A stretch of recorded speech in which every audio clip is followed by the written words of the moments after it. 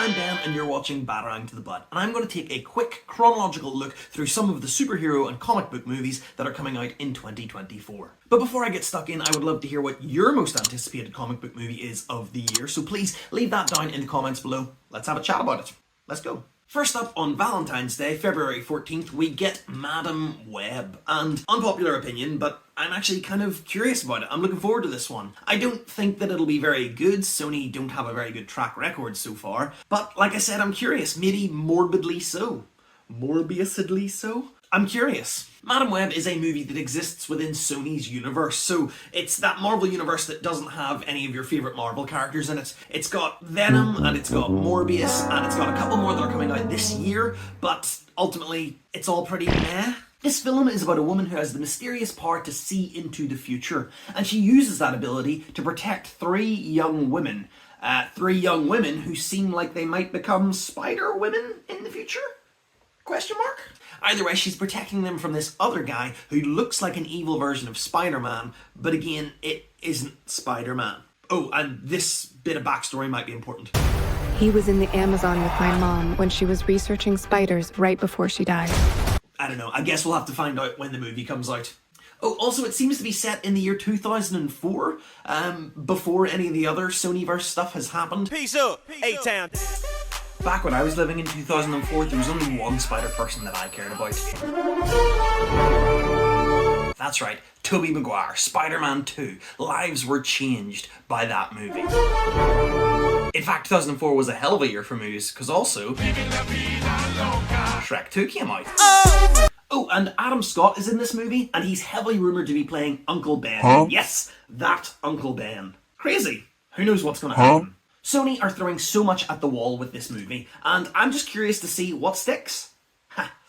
What sticks to the wall? Like a spider. Ugh. If anything. Like I said, it might be crap. And if it is crap, it's nothing to do with being woke or because it has women in it. It's because it's Sony, and like I said, they already have a bad track record. Can we leave complaints about things being woke back in 2023? It seems like a long shot, but if we could, I'd really appreciate that. That'd be great.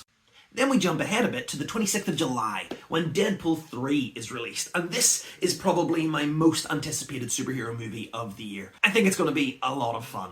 This is also technically the only MCU movie that's coming out this year. As mentioned, there are a couple of Sony films that feature Marvel characters, but they don't exist in the Marvel Cinematic Universe, and technically the first two Deadpool movies didn't either. I mean, everything's connected when you consider it to be one big multiverse, but in terms of existing in that specific universe, the MCU, yeah, they didn't happen there. However, this third Deadpool movie seems to be a multiversal road trip, and so it's going to see him tumbling through different dimensions. In fact, it also seems like it's going to have a bunch of cameos from other 20th Century Fox Studios Marvel characters, most of which existed before the MCU.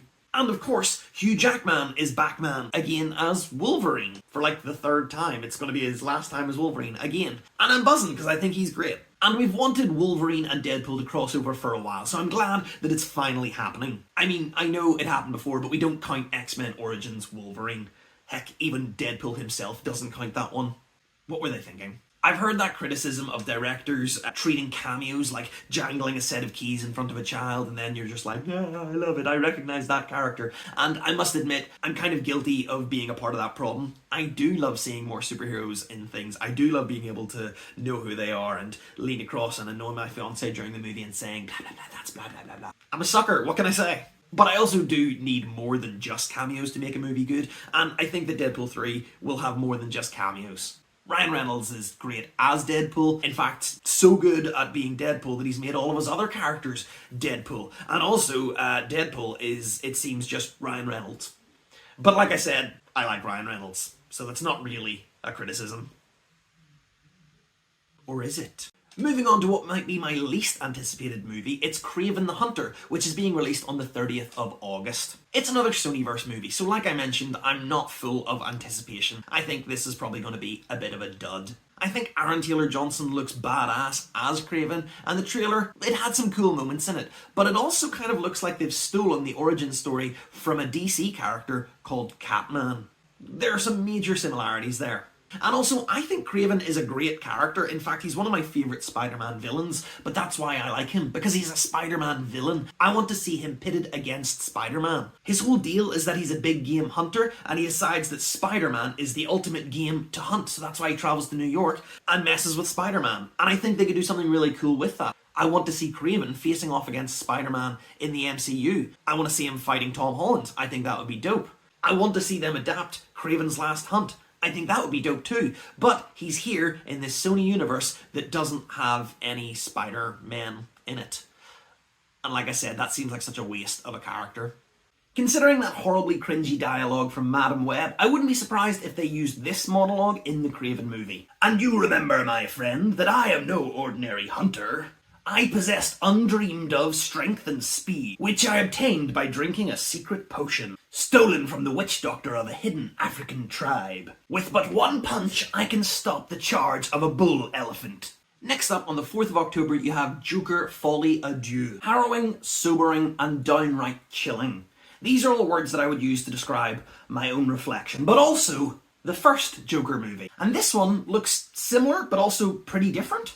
I think this one should be pretty neat, and it's being released just in time for Halloween, so I can see it now. The streets will be pouring with Jokers and Harleys. What an interesting night that will be. The original film featured a phenomenal performance from Joaquin Phoenix, so I'm really curious to see what he's going to do this time around. And the fact that we're introducing Lady Gaga as a version of Harley Quinn, that's really neat. And it's going to be a musical. I think that's also really neat. I love the idea that these characters' minds are so warped that the only way they can perceive reality is through song and dance. And I think it's inevitable that we're going to cut back and forth between reality, what's really happening, and what's happening in their minds. And I think that's going to be really dramatic and really dark. And their relationship, notoriously, is quite a toxic, abusive one, so I imagine the film will eventually touch on that as well. Every so often you just need a serious one. I think the first one was a really interesting change of pace for comic book movies.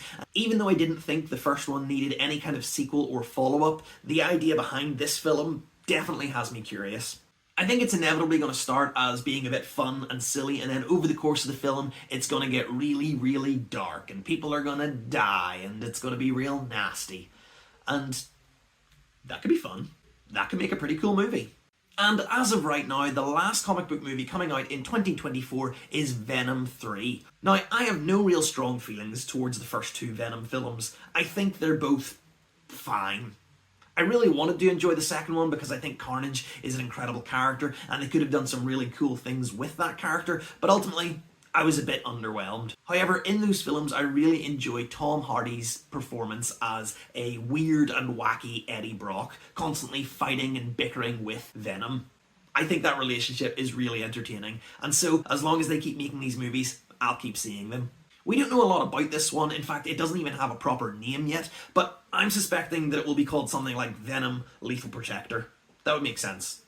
It's a comic book thing. The only thing with this movie is that the production was halted quite early on, and it's only recently resumed after the strikes, so I wouldn't be too surprised if it ultimately ended up getting pushed back to next year. Hopefully that won't be the case though. Yes, somehow Sony are releasing 3 Marvel movies in 2024, while Marvel Studios are only releasing 1. But to be honest, I'm glad that Marvel are pulling back a bit.